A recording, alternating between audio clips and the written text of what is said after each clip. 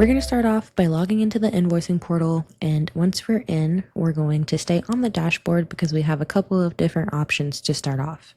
If we'd like to update any of our payment methods, we can do so straight from the dashboard by going down to the payment methods box and clicking the new button on the right of the screen. If we'd like to just edit our existing payment method, we can do so by clicking the manage button on the right of that payment method. Now that we see that our payment methods are correct here, we're going to go ahead and make a payment. As you can see, we can do so straight from the dashboard by clicking make a payment, and this takes us to the open invoices tab. If we want to only pay one of the open invoices, we're going to select just one, but let's say we want to take care of all of our open active invoices at one time.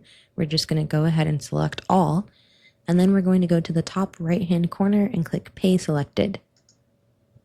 Once here, we're going to make sure that our payment method selected is correct, and again, we have another option to add a new one if we would like. You can see all of the invoices that are going to be paid with this payment, and then we can also schedule this payment, so let's go ahead and do that, and we'll open up the calendar and say we're going to schedule it for next Monday. And then we'll click next. And from here, you can see your total payment, the payment method to double check that once more, and then the scheduled payment of when it is actually going to be charged to the card.